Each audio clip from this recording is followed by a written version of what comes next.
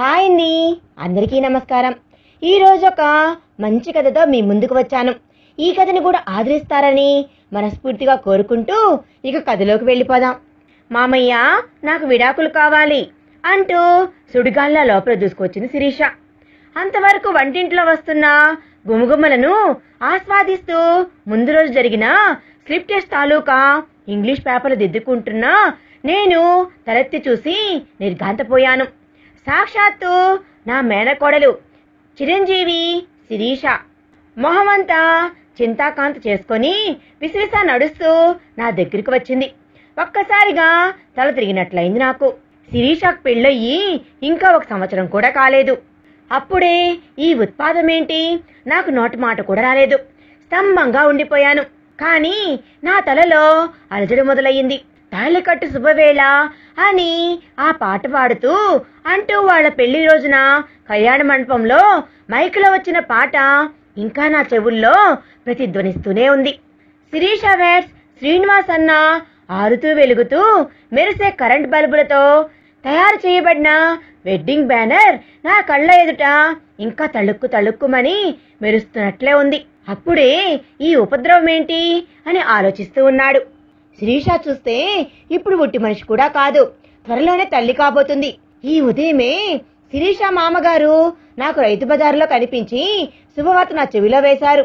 ఎంతో సంతోషంగా నేను ఆ మాటను ఇంటికి రాగానే నా భార్యకు చెప్పా. వెంటనే ఆమె ఏవేవో పిండి వంటలు చేయడం మొదలుపెట్టింది. ఈ వేళ ఆదివారం కనుక నాకు సెలవు. సాయంకాలమే ఇద్దరం వెళ్లి శిరీషాను చూసి రావాలన్నా ప్లాన్తో కూడా ఉన్నాము. ఇల్లంతా వ్యాపించిన గుమగుమలు ఆ పిండి వంటలే. శిరీష నాకు దగ్గరగా వచ్చి, ఏంటి మామయ్య, నా మాటలు నీకు వినిపించడం లేదా అని అంటూ భుజం పట్టి గుద్దిపేసరికి నా ఆలోచనలు గండిపడింది. నేను అవన్నీ పక్కన పెట్టి ఆమె వైపు చూస్తూ, రామ్మా సిరి, రా కూర్చో, ఒంట్లో కులాసాగా ఉంటుందా? ప్రొద్దుట కనిపించి మీ మామగారు చెప్పారులే మంచి శుభవార్త, కంగ్రాచ్యులేషన్స్ అంటూ ఆమెను ఆహ్వానించి శుభాకాంక్షలు చెప్పి కుశలమడిగారు. శిరీష సోఫాలో చతికిలబడి 2 చేతులతో మొహం కప్పుకొని ఎడవడం మొదలుపెట్టింది. అది చూసి నేను భరించలేకపోయాను. లేచి వెళ్లి ఆమె పక్కన సోఫాలో కూర్చొని సమదాయింపుగా ఆమె తలను నిమురుతూ, ఎందుకురా అంత దుఃఖం? అసలు నీకొచ్చిన కష్టమేంటో చెప్పమ్మా, పరిష్కారం ఆలోచిద్దాము అన్నాడు. అంతేగాని నువ్వలా నిస్సహాయంగా ఏడవడం ఏమీ బాగోలేదు. అంతకన్నా ఆమెను ఓదార్చే విధానం ఏముందో నాకు తెలియలేదు. గంగాధరం గారు ఆ చుట్టుపక్కల ఉన్న వ్యవసాయదారులందరిలోనూ మోతుబరి. 50 ఎకరాలు ఏకఖండంగా ఉన్న మాగాణిని తనకు పెద్దలుడైన మేనల్లుడితో కలిసి ట్రాక్టర్ సహాయంతో వ్యవసాయం చేస్తున్న భూకామందు. ఆయనకి 4 ఆడపిల్లల తర్వాత అపురూపంగా పుట్టిన ఏకైక పుత్రుడు శ్రీనివాస్. గంగాధర్ గారికి చదువు మీద అంతగా గురి లేకపోయినా గారాల కొడుకుని మాత్రం అతని కోరికపై పక్క ఊరిలో ఉన్న తెలుగు మీడియం కాలేజీలో చేర్పించి చదివించారు. శ్రీనివాస్ శ్రద్ధగా చదివి డిగ్రీ తెచ్చుకున్నాడు. అంతవరకు బాగానే ఉంది. ఆ తర్వాత ఏం చెయ్యాలి అని అన్నదే పెద్ద సమస్యగా కూర్చుంది వాళ్ళకి. ఎండనక వాడనక ఏడాది శ్రమించడం అన్నది పుట్టింది రైతు కుటుంబంలోనైనా శ్రీనివాస్ కి ఏమాత్రం ఇష్టం లేదు. నీడ పట్టిన కుర్చీలో కూర్చొని చేసే ఉద్యోగమే కావాలని అతను గట్టిగా పట్టుబడ్డాడు. కానీ ఉద్యోగం పేరుతో తమకున్న ఒక్కగానొక్క కొడుకుని పొరుగురికి పంపడం అన్నది అతని తల్లికి సుతాన నచ్చలేదు. కొడుక్కి దూరమై బ్రతికలేనని గొడవ పెట్టింది ఆమె. దాంతో మధ్య మార్గంగా అతను ఇన్నాళ్లు చదువుకున్న కాలేజీ ఉన్న ఊళ్ళోనే సూపర్ మార్కెట్ ఒకటి తెరిపించి దాని బాధ్యత కొడుకు అప్పగించడం బాగుంటుంది అన్న నిర్ణయానికి వచ్చారు వాళ్ళు. అలా వెలిసింది ఆ ఊళ్ళో ఆ సిటీ ఎంపోరియం. చదువుకునే రోజుల్లాగే ప్రతిరోజు శ్రీనివాస్ తన బైక్ మీద అక్కడికి వెళ్లి పని చూసుకుని వస్తూ ఉంటాడు. ఆ చుట్టుపక్కల 12 మైళ్ల పరిధిలో అటువంటి షాపు మరొకటి లేకపోవడంతో దానికి త్వరలోనే మంచి పేరు, మంచి లాభాలు కూడా వచ్చాయి. జనానికి నిత్యావసర వస్తువులు, గృహోపకరణాలే కాక కంప్యూటర్ల వరకు అన్నీ ఒకే చోట దొరకడం అన్నది దాని విశేష లక్షణం కావడంతో ఆ చుట్టుపక్కల ఉన్న చాలా మంది అది ఫేవరెట్ షాపింగ్ ప్లేస్ అయిపోయింది. అలా ఆ సిటీ ఎంపోరియం 3 పూలు 6 కాయలుగా వర్ధిల్లుతుండగా ఒకరోజు మధ్యాహ్నం ఒక అరడజను మంది యువతులు కిలకిలా నవ్వుకుంటూ వాళ్లల్లో వాళ్లే గలగలా మాట్లాడుకుంటూ సిటీ ఎంపోరియంకి వచ్చారు. ఉద్యోగరీత్యా వివిధ ప్రాంతాల నుంచి వచ్చిన ఓఎన్జీసీ ఆఫీసర్ల భార్యలు వాళ్ళు అంతా చదువుకున్న వాళ్లే కావడంతో భాషాభేదం రాకుండా వాళ్ళంతా ఇంగ్లీష్లోనే మాట్లాడుకుంటున్నారు. అందులో ఎక్కువ మంది కాన్వెంట్ ఎడ్యుకేటెడ్ కూడా కావడంతో వాళ్ళ ఇంగ్లీష్ ఒక విధమైన ప్రత్యేక యాసలో తమాషాగా వినసొంపుగా ఉంది. సిటీ ఎంపోరియం కౌంటర్ల దగ్గర పనిచేస్తున్న వాళ్ళు పెద్ద చదువులు చదువుకున్న వాళ్ళు కారు. పైగా ఆ ఇంగ్లీష్ యాక్సిడెంట్ గా ఎప్పుడు విన్నది కూడా కాకపోవడంతో వాళ్ళు ఆ యువతులు అడుగుతున్న వస్తువులేమిటో గుర్తుపట్టలేకపోయారు. వెంటనే వెళ్లి ప్రొప్రైటర్ని పిలుచుకుని వచ్చారు. శ్రీనివాస్ కి వాళ్ళు మాట్లాడే తీరు చాలా బాగా నచ్చింది. ఇంగ్లీష్ భాష మీద అతనికి ఉన్న ప్రత్యేకమైన మక్కువ చేత డిగ్రీ క్లాస్ లో శ్రద్ధగా చదివి మంచి మార్కులు తెచ్చుకున్నాడు ఇంగ్లీష్ లో. కానీ వాళ్ళ యాస అతనికి కొత్తే. దాన్ని అర్థం చేసుకోవడం అతనికి కొంచెం కష్టమైంది. ఒకటికి 2 మార్లు చెప్పించి ఎట్టకేళ్లకి వాళ్ళకి కావాల్సినవేమిటో అర్థం చేసుకున్నాడు అతను. వాళ్ళకి అలంకరణ సామాగ్రి కాస్మెటిక్స్ కావాలట. వెంటనే తన దగ్గర స్టాక్ లో ఉన్న లాక్మీ వారి కాస్మెటిక్స్ తీయించాడు శ్రీనివాస్. కానీ వాళ్ళు తమకు రెవలాన్ కాస్మెటిక్స్ మాత్రమే కావాలి అన్నారు. రెవలాన్ ఫారిన్ కంపెనీ, ఖరీదు కూడా ఎక్కువే. ఓష్, అదెంతసేపు? ఒక్క 4 రోజులు టైం ఇస్తే చాలు. ఎన్ని కావాలంటే అన్ని, ఏవి కావాలంటే అవి తెప్పించి ఇస్తాను అని చెప్పాలి అనుకున్నాడు శ్రీనివాస్. కానీ అతనికి ఇంగ్లీష్ లో మాట్లాడే అలవాటు అస్సలు లేదు. ఇంతవరకు అతడు మాతృభాష తప్ప మరో భాషలో మాట్లాడి ఎరగడు. కానీ ఇప్పుడు వాళ్ళకి తన జవాబు చెప్పి పంపించాలి. ఎలా అని ఆలోచిస్తూ ఉన్నాడు. అతని తలలో మేధో మదనం మొదలయ్యింది. ఇంతవరకు తాను నేర్చుకున్న ఇంగ్లీష్ అంతా గుర్తు తెచ్చుకొని మొత్తానికి ఎలాగైతే చచ్చి చెడి ఒక సింపుల్ సెంటెన్స్ కూర్చి తన అనుకున్నది వాళ్ళకి చెప్పగలిగాడు శ్రీనివాస్. నట్టుతో తడుముకుంటూ మాట్లాడినా అతని ఇంగ్లీష్ యాక్సిడెంట్ గా వాళ్ళకి నవ్వు తెప్పించింది. అది మెనర్స్ కాదని అలలు అలలుగా తెల్లి వస్తున్న నవ్వుని బలవంతంగా అణుచుకునే ప్రయత్నం చేస్తూ వాళ్ళు అక్కడి నుండి వెళ్లిపోయారు. వారిలో ఒక ఆమె మాత్రం ఆపుకోలేక కిసుక్కుని నవ్వేసింది. శ్రీనివాస్ కి ఆ సన్నివేశంతో తల కొట్టేసినట్లయింది. ఎలాగైనా తన ఇంగ్లీష్ ఇంప్రూవ్ చేసుకోవాలి అని వాడలా తాను కూడా ఇంగ్లీష్ చకచక అందరితో ఇంగ్లీష్ మాట్లాడాలి, నేర్చుకోవాలి అనుకున్నాడు గట్టిగా. ఆ రోజు మొదలు ప్రతి వారంతా సెలవు రోజున తప్పకుండా నా దగ్గరికి వచ్చేవాడు ఇంగ్లీష్ నేర్చుకోవడానికి. పట్టుదలగా నేర్చుకొని త్వరలోనే తన ఇంగ్లీష్ ని బాగా ఇంప్రూవ్ చేసుకొని ఇంగ్లీష్ లో చక్కగా మాట్లాడసాగాడు. కానీ అతను కోరుకున్న కాన్వెంట్ యాక్సెంట్ లో మాత్రం కాదు, అసలు శిశు తెలుగువారి ఇంగ్లీష్ యాక్సెంట్ లో, అంటే నాలాగన్నమాట. తెలుగు భాషను అక్షర రమ్యత గల భాష అంటారందరూ. ప్రతి తెలుగు మాట అజంతంగా అంటే ఏదో ఒక అచ్చు శబ్దంతో ముగుస్తుంది. నేను ఊళ్ళో ఉన్న హై స్కూల్లో ఇంగ్లీష్ టీచర్ గా పనిచేస్తున్నాను. మా అమ్మగారికి అనారోగ్యంగా ఉండటంతో మా అక్క కుటుంబ సమేతంగా అమ్మను చూసి వెళ్ళడానికి మా ఊరికి వచ్చింది. మా అక్కకి ఒక కొడుకు, ఒక కూతురు ఉన్నారు. మా బావగారు ఒకప్పుడు ఢిల్లీలో బిజినెస్ చేస్తూ తోటివారి చేత ఒక మంచి వ్యాపారవేత్త అనిపించుకున్నారు. కానీ అకస్మాత్తుగా సునామీలా ఈ ప్రపంచం మీద విరుచుకుపడ్డ ఫైనాన్షియల్ డిప్రెషన్ వల్ల కూలిపోయిన కంపెనీల్లో ఆయనది కూడా ఒకటి కావడంతో వాళ్ళు ఢిల్లీని విడిచిపెట్టి కోనసీమలో మారుమూల ఉన్న తమ స్వగ్రామానికి వచ్చి చేరారు. అక్కడ ఇప్పుడు ఆయన బ్రతుకు తెరువు కోసం కొబ్బరికాయల వ్యాపారం మొదలుపెట్టారు. ఆ విధంగా వాళ్ళ రోజులు సుమారుగా గడిచిపోతూ ఉన్నాయి. ఒకప్పుడు ఎంతో భాగ్యవంతులు అనిపించుకున్నా ఇప్పుడు మాత్రం వాళ్ళది ఒక సామాన్య మధ్యతరగతి కుటుంబం. వాళ్ళ గ్రామంలో చదువు 10th క్లాస్ వరకే ఉంటుంది. శిరీష ఢిల్లీలో ఉండగానే కాన్వెంట్ లో చదివి 10th క్లాస్ పాస్ అయింది. కానీ ఇప్పుడు ఆమెని పై ఊరికి పంపించి హాస్టల్లో ఉంచి పై చదువు చెప్పించగల స్తోమత లేక ఆమె చదువును 10th క్లాస్ తోనే ఆపేశారు. కొడుకు చిన్నవాడు, చిన్న క్లాస్ చదువుతూ ఉన్నాడు కనుక ప్రస్తుతానికి వాడు ఇంకా ఆ ఊర్లోనే ఉన్న హై స్కూల్లోనే చదువుకుంటూ ఉన్నాడు. వాళ్ళకిప్పుడు దసరా సెలవులు కావడంతో అక్కని సకుటుంబంగా మాతో పండగ వెళ్లేదాకా ఉండమని అడిగాం మేము. మా అక్క కూతురు శిరీష పుట్టింది ఢిల్లీలోనే, పెరిగి పెద్దదైంది. 4 ఏళ్లు నిండగానే కాన్వెంట్ లో ఏబిసిడీలతో ఆమెకు అక్షరాభ్యాసం జరిగింది. అది మొదలు ఆమె చదువు ఇంగ్లీష్ మీడియంలోనే కొనసాగింది. ఆమెకు మాతృభాష జ్ఞానం కంటే ఇంగ్లీష్ భాష పరిజ్ఞానమే ఎక్కువ అవడం అతిశయోక్తి కాదు. చిన్నప్పటి నుంచి ఎత్తుకొని ఆడించిన మేనమామను కనుక శిరీషకు నా దగ్గర చనువు ఎక్కువగా ఉంటుంది. ఆ వేళ ఏదో విషయం మీద నాతో వాదం పెట్టుకుంది శిరీష. ఇంగ్లీష్లోనే సాగుతుంది మా సంభాషణ. సరిగ్గా అప్పుడే వచ్చాడు నా కోసం శ్రీనివాస్. కాన్వెంట్ యాక్సెంట్ లో ఇంగ్లీష్ చకచకా మాట్లాడేస్తున్నా శిరీషను ఆశ్చర్యంగా చూస్తూ గుమ్మంలోనే నిలబడిపోయాడు. అతన్ని చూడగానే నేనతని లోపలికి ఆహ్వానించి కూర్చోమని సోఫా చూపించి శిరీషను అతని పరిచయం చేశాను. పట్నంలో పెరిగిన శిరీష అతనికి అరమరికలు లేకుండా హాయ్ చెప్పి షేక్ హ్యాండ్ ఇచ్చి అక్కడే ఉండిపోయింది. మా సంభాషణ మధ్యలో కల్పించుకొని అతనితో చనువుగా మాట్లాడింది. ఆమె అదిరిపోయే కాన్వెంట్ యాక్సెంట్ లో ఇంగ్లీష్ మాట్లాడుతూ ఉంటే అతడు ఆమెతో తిరిగి ఇంగ్లీష్ లో మాట్లాడటానికి చాలా ఇబ్బంది పడ్డాడు.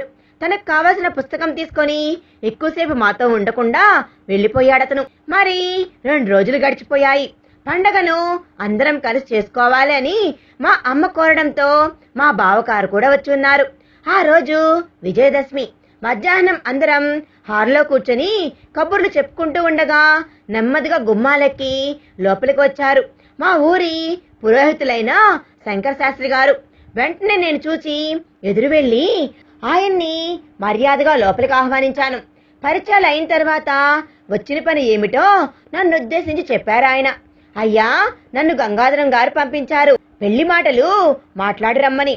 మీ మేనకోడలకి వాళ్ళ అబ్బాయికి ఈడు జోడు బాగుంటుంది అని మీకు సమ్మతమైతే సంబంధం మాట్లాడటానికి మంచులో చూసుకుని వస్తామని చెప్పమన్నారండి అన్నాడు ఆయన.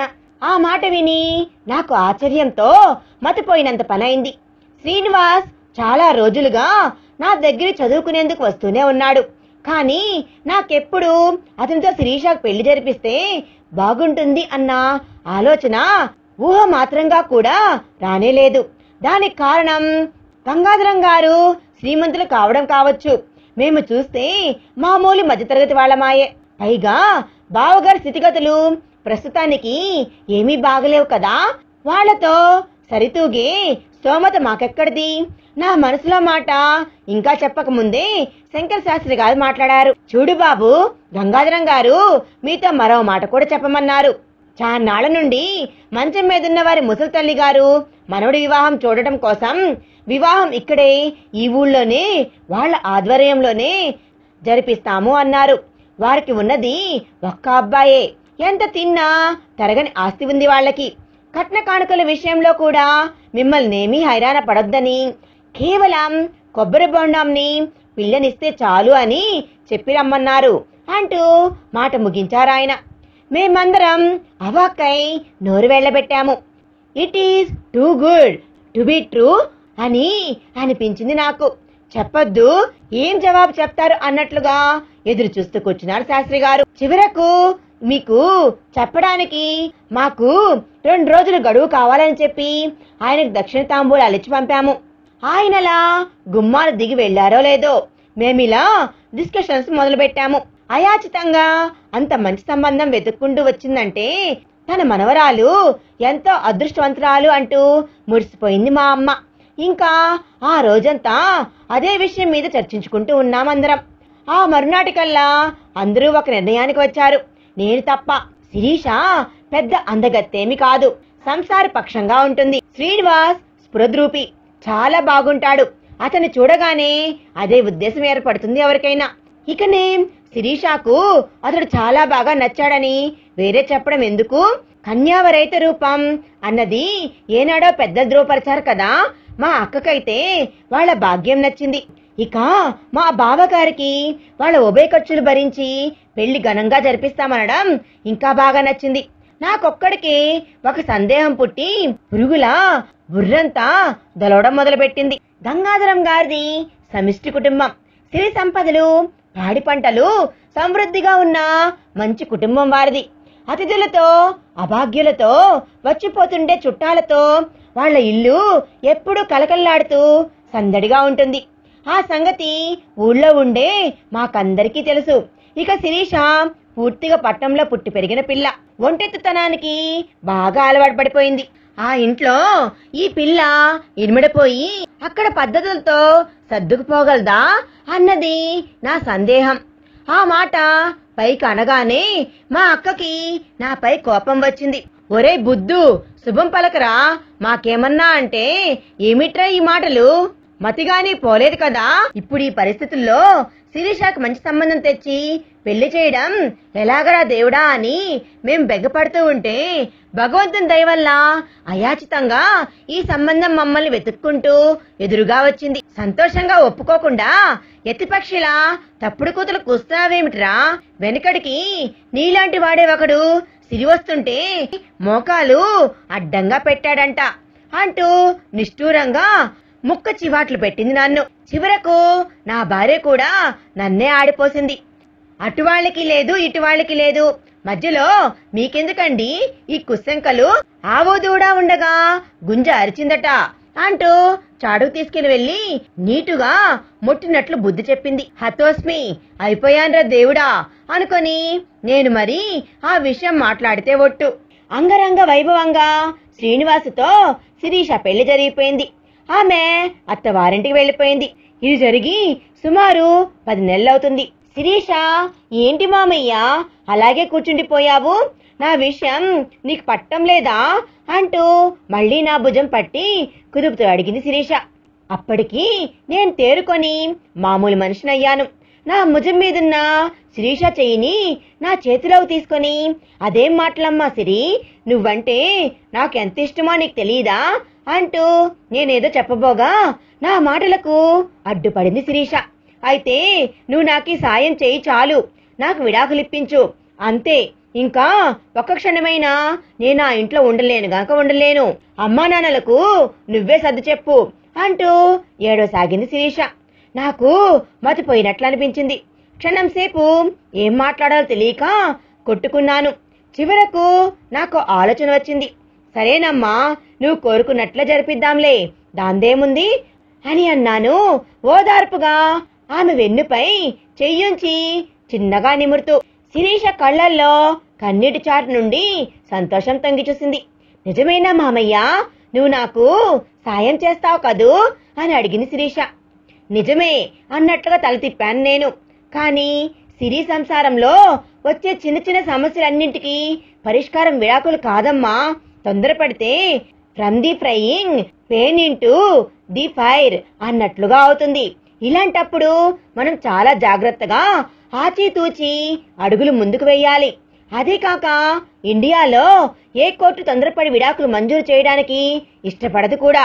ఎన్నెన్నో ప్రశ్నలు అడిగి కూపీల్లాగి ఎంతో ఆలోచించి గాని భార్యాభర్తలకి విడాకులు ఇవ్వడానికి ఒప్పుకోదు. అందుకని ఆ ప్రశ్నలేవో ముందే మనం ఊహించుకొని జవాబులు సిద్ధం చేసుకుని పెట్టుకుంటే తర్వాత మనకు పని సులువవుతుంది కదా అని అన్నాను. వెర్రిపిల్ల నా మాటలు నమ్మేసింది. సరే మామయ్య, ఎలాగైనా నాకు విడాకులిప్పించు, అది చాలు అని అంది. ప్యాంటు జోబులో నుంచి రుమాలు తీసుకొని కళ్ళు తుడుచుకుంటూ. నా మనసంతా అల్లకల్లోలంగా తయారైంది. పెద్దవాళ్ళు ఊరికే అన్నారా మరి, కయ్యానికైనా వియ్యానికైనా ఉజ్జి కుదరాలి అని. అక్కా బావల ఆలోచనకు తక్కువైన దానికిప్పుడు శిరీష తనకు ఏమాత్రం నచ్చని పరిసరాలలో మనసు సరిపెట్టుకుని బ్రతకడం చేతకాక పాపం కష్టాల్లో పడిపోయింది. శిరీషను ఎలా సముదాయించాలో అతని తెలియడమే లేదు. ఏదో నాకు తోచిన మాటలు ఓ 4 మాటలు తప్ప ఇంక నేనేం చేయగలను ఇప్పుడు అని అనుకున్నాడు. అమ్మా సిరి, ఇప్పుడు అక్కడ నీకొచ్చిన ఇబ్బందులేమిటో ఒకసారి నాకు చెప్తావా? పరిష్కారం ఆలోచిద్దాము అంటూ లాలనగా అడిగాను. మామయ్య, మనిషికి రోటీ కపడా ఔర్ మకాన్ ఉంటే చాలు, సుఖంగా బ్రతికేయచ్చు అనుకుంటారు. కానీ అవి మాత్రమే సరిపోవు. మనసుకు నచ్చిన పరిసరాలు, మనసిచ్చి మాట్లాడే మంచి మనుషుల సహవాసం కూడా ఉంటే గాని ఎవ్వరూ సంతృప్తిగా బతకలేరు. ఆ ఇంట్లో అందరూ నన్నొక కార్టూన్ పిక్చర్ లో బొమ్మను చూసినట్లు చూస్తున్నారు. నేను అసలు వాళ్ళకి మనిషిలా కనిపించడం లేదో ఏమోనని అనుమానం వస్తుంది నాకు. ఇక మా అత్తగారి విషయానికి వస్తే ఎప్పుడు నసే, దేనికో ఒకదానికి ఆమె సనుగుతూనే ఉంటుంది. ఆమె దృష్టిలో నేను ఏం చేసినా అది తప్పు పనే అవుతుంది. మొహం చిట్లించి అదలా చూస్తుంది నా వైపు. అలా బొట్టు లేకుండా ఉండకూడదు, ఇలా జుట్టు విరబోసుకుని తిరగకూడదు, అరిష్టం చుట్టుకుంటుంది.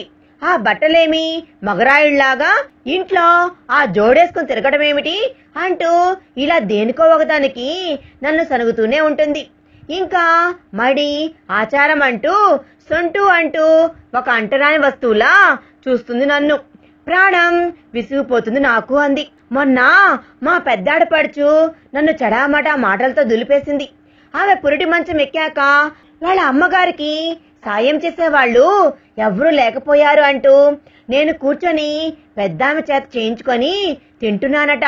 ఇక ఆ పెద్దావిడిని చూస్తే ఇది మడి అది అంటూ వంటింట్లోకి వెళ్ళగానే హడలుగొట్టేస్తుంది. నాకు ఆ ఛాయలకు అసలు వెళ్ళబుద్దే పుట్టం లేదు. ఇక మా ఆడపడుచు పిల్లలైతే సరే స్తంభాల చాటున నక్కి నా వైపు చూస్తున్న వాళ్ళల్లా నేను వాళ్ళ వైపు చూడగానే పళ్ళికిలించి పారిపోతారు. ఇక పని వాళ్ళు నన్ను ఒక వింత జంతువులా గుడ్లప్పగించి మరీ చూస్తున్నారు. అంతేగాని నన్ను పలకరించి మాట్లాడేవాళ్ళు ఎవ్వరూ లేరక్కడ. ఇలా నేను ఎంతకాలం బ్రతకగలను మామయ్య?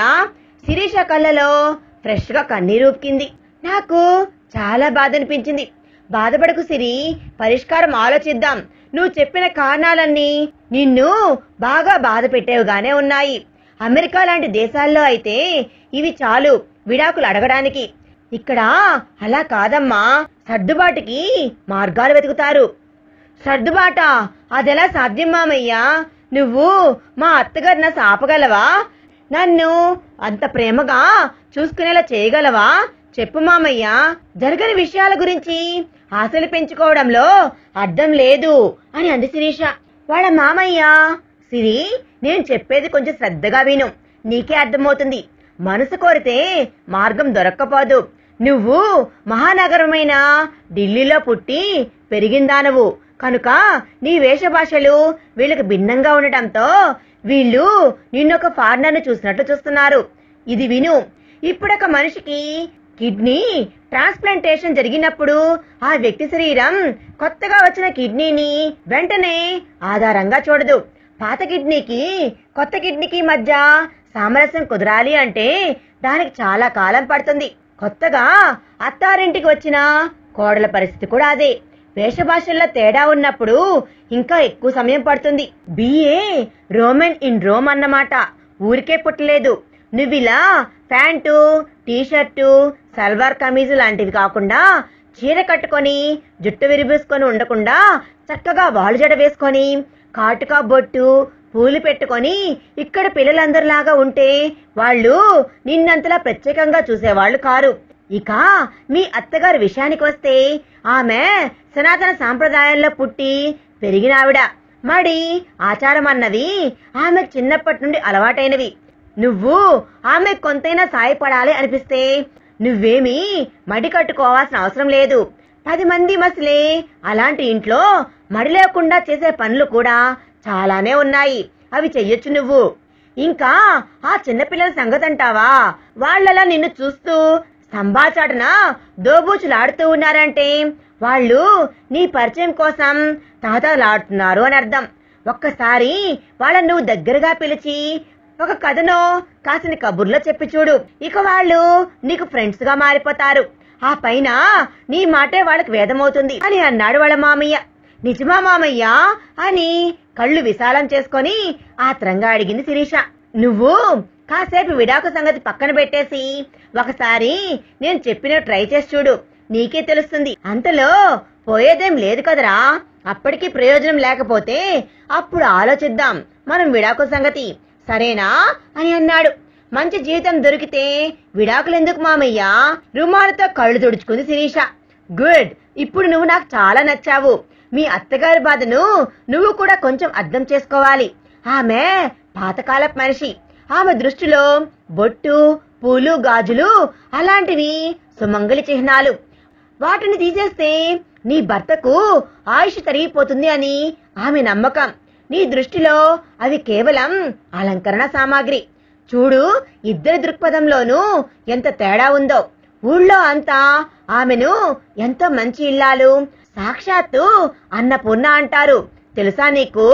నువ్వు ఆమెను కష్టపెట్టనివ్వకుండా ఆమెకిష్టమయ్యేలా మసులుకుంటూ ఉంటే ఆమె నిన్ను ప్రాణంగా చూసుకుంటుంది. ఒకటి మనం కావాలి అనుకుంటే వేరొకటి ఇవ్వక తప్పదమ్మా. ఈ ప్రపంచమంతా బార్డర్ సిస్టమ్ ఆధారంగా చేసుకుని నడుస్తుంది. ఏ విషయంలోనైనా ఇచ్చిపిచ్చుకోవడమే సబబు. భగవంతుడికి కూడా ఇందులో మినహాయింపు లేదు. ఆయన దయని కోరి ముడుపులు చెల్లిస్తారు భక్తులు. నువ్వు ఉట్టి మనిషివి కూడా కావు కదా. ఇప్పుడు నువ్వు పొరపాటున తప్పుడడుగు వేసినా రేపు దాని ప్రభావం నీ బిడ్డపై పడుతుంది. ఒక బిడ్డ పుట్టి పెరిగి వృద్ధిలోకి రావాలి అంటే తల్లిదండ్రుల సమిష్టి కృషి ఉండాలి. ఈ విషయంలో నువ్వు కొంచెం ఆలోచించి చూడు. ఆ తర్వాత అవసరాన్ని బట్టి మనం ప్రొసీడ్ అవుదాం. ఏమంటావు అని అన్నాడు. శిరీష, అలాగే మామయ్య, ఇప్పుడప్పుడే ఈ విషయం ఎవరికి చెప్పొద్దు, ముఖ్యంగా మా అమ్మా నాన్నలకి అని అంది. అలాగే, అది సరే గాని మీ శ్రీవారి సంగతి ఏమిటి? అతను నిన్ను సరిగ్గా చూసుకుంటున్నాడా? అతని గురించి ఏమి చెప్పలేదే అని అన్నాడు. శిరీష కొంచెం సేపు తల వంచుకొని మౌనంగా ఉండిపోయింది. ఆమె కళ్ళు మళ్లీ వర్షించసాగాయి. శిరీష పడుతున్న బాధ చూడలేకపోయాను. నాకు మా అక్క మీద చాలా కోపం వచ్చింది. పిల్లలు తప్పుదారి తొక్కితే పెద్దవాళ్లు మందు నుంచి సరైన దారికి మళ్లించాలి. అలాంటిది పెద్దవాళ్లే తప్పు చేస్తే పట్నం పిల్ల సిరి పల్లెటూరు జనంతో సర్దుకుపోవడం చాలా కష్టమే. అడవి ఉసిరికాయ, సముద్రపు ఉప్పు కలిసి ఊరగాయ అవ్వడం లేదా అంటూ నా నోరు మూయించింది. కూతురు పరిస్థితి చూసి ఇప్పుడేం జవాబు చెప్తుందో చూడాలి అనుకున్నాను. శిరీష కళ్ళు తుడుచుకొని మాట్లాడటం మొదలుపెట్టింది. శ్రీనివాస్ మొదట్లో కొన్నాళ్లు బాగానే ఉండేవాడు. ఆ తర్వాత నన్ను పట్టించుకోవడమే మానేశాడు. ఇప్పుడు అసలు తనతో ఎక్కడికి తీసుకెళ్లడం లేదు. నెలకొక్క సినిమా చూడటమే బ్రహ్మాండమైపోతుంది. నాకు ఈ లైఫ్ టోటల్ గా బోరి కొట్టేస్తుంది మామయ్య. ఎవ్వరూ పలకరించరు, ఎవ్వరూ నాతో మాట్లాడరు. అందరూ ఎడమెడంగా నన్ను తప్పించుకొని తిరుగుతున్నారు అనిపిస్తుంది. సరదాగా కబుర్లు చెప్పుకోవడానికి నాకొక స్నేహితురాలు కూడా లేదు ఇక్కడ అని అంది సిరి. ఒక్క క్షణం ఆలోచించాను. సిరి, నువ్వు పిల్లలు నీకు దూరంగా ఉంటున్నారు అంటున్నావు కదా, మరి నువ్వు వాళ్ళ దగ్గరికి వెళ్ళి పలకరించావా, మాట్లాడావా ఎప్పుడైనా అని అన్నాడు. ఒక్కసారి పరిచయం అయితే చాలు, వాళ్ళు నీతో చాలా చక్కగా మాట్లాడతారు. పల్లెటూరు జనం స్నేహాశీలులమ్మా. దగ్గరగా వస్తే నోరారా పలకరిస్తే నువ్వేమనుకుంటావో అని, అసలు మాట్లాడతావో లేదో అన్న బెరుకు వాళ్ళనలా దూరంగా పెట్టి నిలబెట్టి ఉంచుతోందనిపిస్తుంది నాకు. ఒకసారి ట్రై చేసి చూడు అన్నాడు. అలాగే అన్నట్లు సిరి తల ఊపింది. గుడ్, నువ్వు లోపలికి వెళ్ళు. మీ అత్తయ్య నీ కోసం ఏవేవో వండుతుంది. ఇంతకీ నువ్వు ఇలా వస్తున్నట్టు ఇంట్లో చెప్పి వచ్చావా అని అన్నాడు. శిరీష గతుక్కుమంది. లేదు మామయ్య, ఎవరికి చెప్పాలి అనిపించలేదు అంది. తప్పమ్మా, నువ్వు చాలా పెద్ద తప్పు చేస్తున్నావు. ఈసరికి వాళ్ళు నీకోసం వెతుకుతూ ఉండుంటారు. ఒక్క విషయం గుర్తుపెట్టుకో సిరి, మన వల్ల తప్పు ఉన్నప్పుడు మనమే ముందుగా సారీ చెప్పడం బాగుంటుంది. సారీ అన్నది ఒక గొప్ప మ్యాజిక్ వర్డ్. ఆ చిన్న మాటతో ఎదుటి వాళ్ళు మన తప్పును మర్చిపోతారు అని అన్నాడు. సరే మామయ్య, నువ్వు చెప్పినవన్నీ పాటించూస్తాను అని అంది సిరి తల వంచుకుంటూ. నువ్వు ముందు అత్తయ్య దగ్గరికి వెళ్ళు, నీకోసమే చేస్తుంది ఏవేవో, వేడిగా తిందు గాని. ఈలోగా నేను వెళ్లి మీ మామగారికి ఫోన్ చేసి నువ్వు ఇక్కడ ఉన్నావు అని చెప్పి వస్తాను అంటూ శ్రీని లోపలికి పంపి నేను టెలిఫోన్ బూత్ కి బయలుదేరాను గంగాధర్ గారింటికి ఫోన్ చేయడానికి. నేను ఫోన్ చేసి తిరిగి వచ్చి మళ్లీ పేపర్లు దిద్దడానికి కూర్చున్నాను. కానీ ఏకాగ్రత కుదరటం లేదు.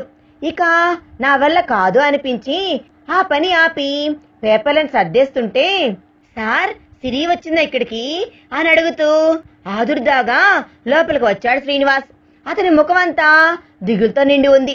శిరీష ఇక్కడ లేదు అన్న మాట ఎక్కడ వినాల్సి వస్తుందన్న భయం అతని కళ్లల్లో కొట్టొచ్చినట్లు కనిపిస్తోంది. నేను వచ్చింది అని అర్థం వచ్చేలా తల తిప్పి సైగ చేశాను. వెంటనే అతని ముఖం తేడబడింది.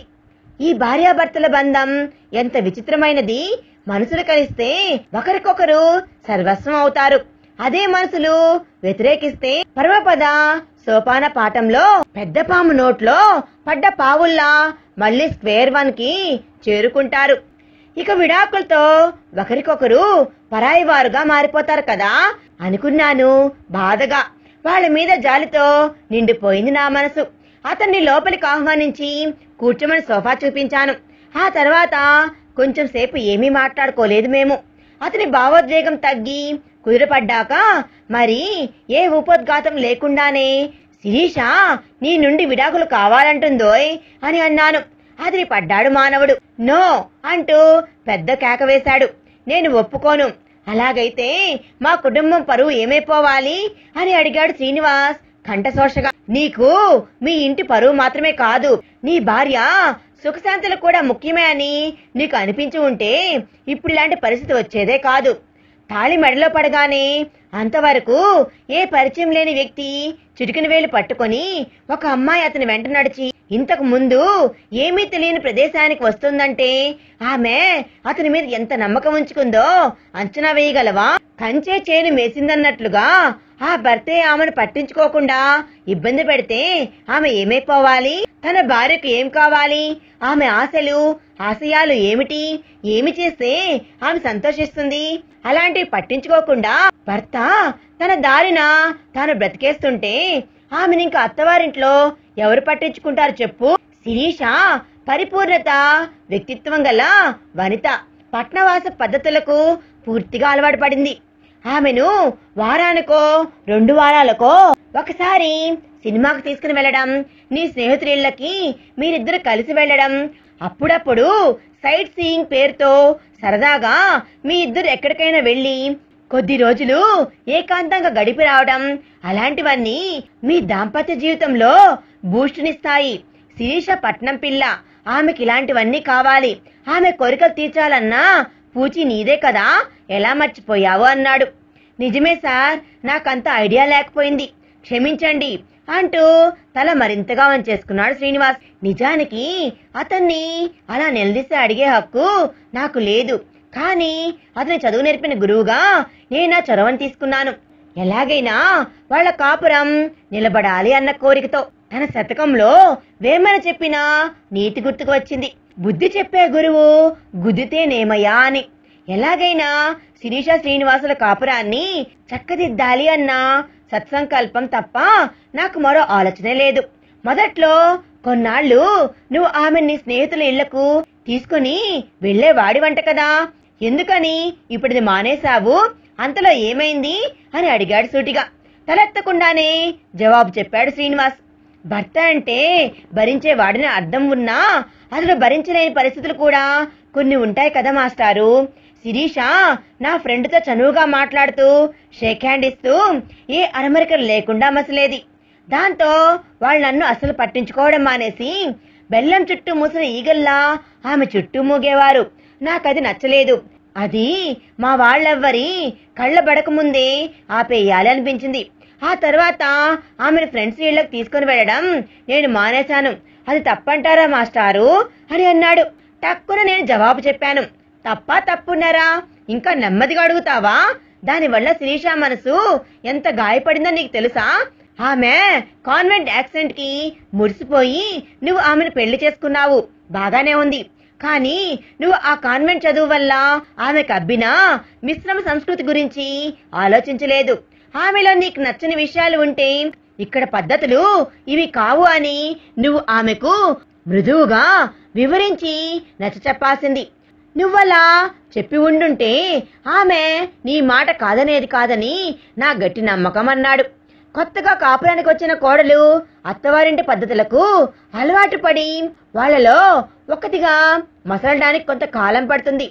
ఒక్కసారి కనుక సామరస్యం కుదిరింది అంటే ఆ తర్వాత ఇక ఏ గొడవ ఉండదు. అంతవరకు దానికి నీ సహకారం అవసరమవుతుంది. సరిగ్గా అర్థం చేసుకోవాలి నువ్వు.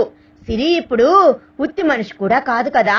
ఆమె క్షోభ పడితే దాని ప్రభావం ఆమెకు త్వరలో పుట్టబోయే బిడ్డ మీద కూడా పడుతుంది. ఆమె సంతోషంగా ఉండేలా చూసుకునే పూచి ముఖ్యంగా నీ మీదనే ఉంది. ఆ పైన నీ ఇష్టం అన్నాడు. మీరు చెప్పిన మాటలు తప్పక గుర్తుపెట్టుకుంటాను సార్, కృతజ్ఞుణ్ణి అని అన్నాడు శ్రీనివాస్ తల ఎత్తి నా వైపు చూస్తూ. మామయ్య, ఎంతో అనుభవంతో నువ్వు చెప్పిన ఈ మాటలు అక్షర సత్యాలు. మేమిద్దరము నీ సలహా తప్పక పాటిస్తాము అని అంది శిరీష వెనక నుంచి.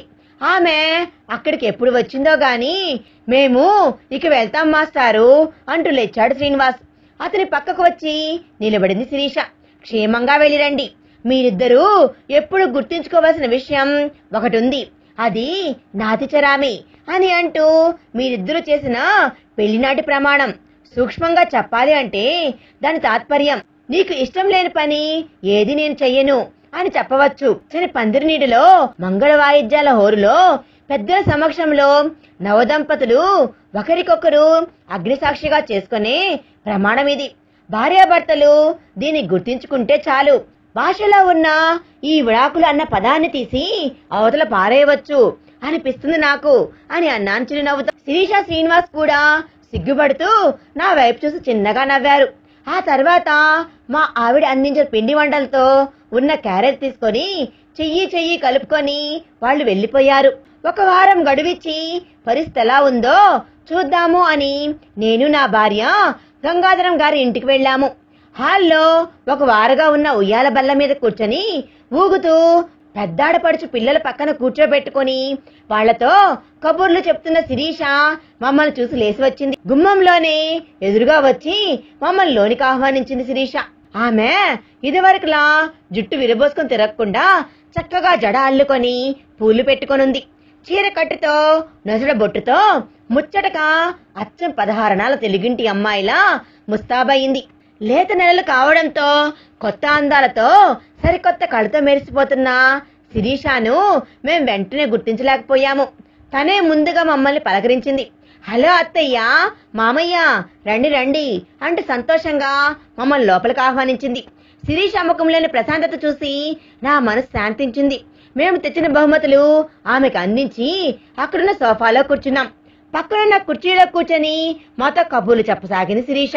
అంతలో గంగాధరం గారు మమ్మల్ని పలకరిస్తూ అక్కడికి వచ్చారు.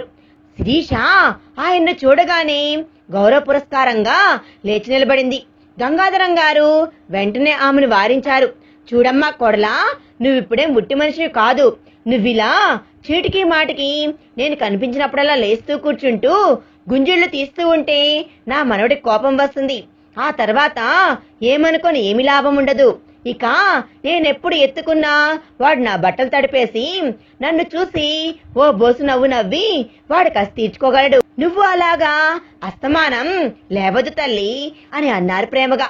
సగం నెరసిన బుర్రమీసా చాటు నుండి ముసిముసి నవ్వులు తొంగి చూస్తూ ఉండగా అందంగా సిగ్గుపడింది శిరీష. నా భార్య నర్మగర్భితంగా నా వైపు చూసి చిరునవ్వు నవ్వింది. ఇంతలో అమ్మా శ్రీ, ఇట్రా, మీ అత్తయ్య మామయ్య మనం చూడాలని వచ్చారు కదా, వాళ్ళకి నువ్వు మంచినీళ్ళైనా ఇచ్చావా? ఇదిగో ఇవి పట్టుకొని వెళ్లి పెట్టు. ఎప్పుడు భోంచేశారో ఏమో, నేను కాఫీ కలిపి తెస్తాను అంటూ లోపల నుండి శిరీషాను పిలిచింది అత్తగారు. ఆమె కంఠంలో వినిపించిన ప్రేమ తాలూకు జీర నాకు సంతృప్తినిచ్చింది. నా మనసు ఆనందంతో పులికించింది. చిన్న చిన్న సర్దుబాట్లు ఎంతటి అగాధాలనైనా ఇట్లే పూడ్చి అంతులేని ఆనందాన్ని అందించగలవన్న నిజం మరోసారి రుజువైంది. ఇంతటితో ఈ కథ సుఖాంతమైంది. ఈ కథ మీకు నచ్చితే లైక్ చేసి మీ విలువైన అభిప్రాయాన్ని కామెంట్ రూపంలో తప్పకుండా తెలియజేయండి. కొత్త వారు మన ఛానల్ చూస్తుంటే ప్లీజ్ సబ్స్క్రైబ్ చేసుకోండి. Thanks for watching.